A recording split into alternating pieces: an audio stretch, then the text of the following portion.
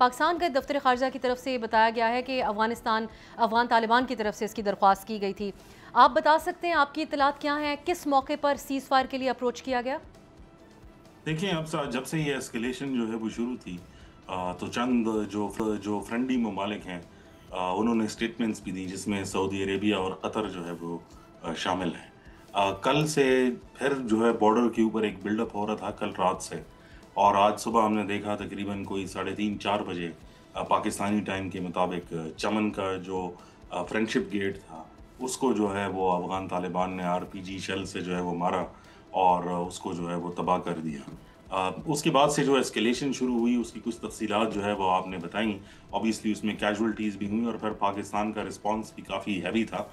उसके बाद हमारी इतलात के मुताबिक कतर ने जो है वो दोनों साइड से दोबारा जो है वो राब्ता जो है वो किया, और उसमें इस बात पर जो है वो ज़ोर दिया कि अफ़हाम व तफ़हीम से ये मसला जो है वो हल किया जाए। पाकिस्तानी जो फ़ॉरेन ऑफिस है, उनकी स्टेटमेंट बहुत क्लियर है।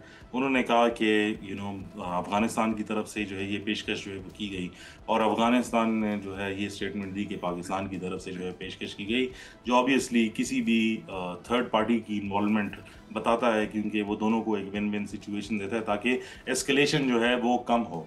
अब जिस सूरत हाल में हम इस टाइम पर जो है वो खड़े हैं, ये 48 घंटे का जो है वो सीज़ फायर है, और इसको टेम्परेरी सीज़ फायर जो कहा गया है, इट्स नॉट समथिंग परमानेंट कि ये परमानेंट सोल्यूशन है। पाकिस्तान की तरफ से एक बहुत क्लियर डिमांड है कि पाकिस्तान के अंदर जो है जो टीटीपी है और जो पाकिस्तानी तालिबान के जो एफिलिएट्स हैं, उनके अटैक्स जो है वो रोके जाएं, और वो गारंटी जो है वो अफ़गानिस्तान दे इस बातचीत में कि ऐसा नहीं होगा।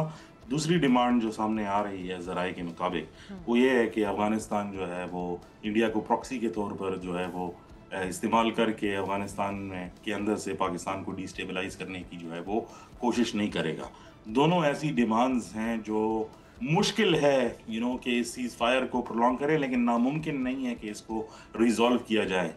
मेरी अपनी एनालिसिस ये है कि शायद टेम्परेरीली जो है इसके अंदर कोई बातचीत का सिलसिला या आगाज़ जो है वो हो, लेकिन ये प्रॉब्लम जो है वो कंसिस्टेंट रहेगा इस बॉर्डर के ऊपर।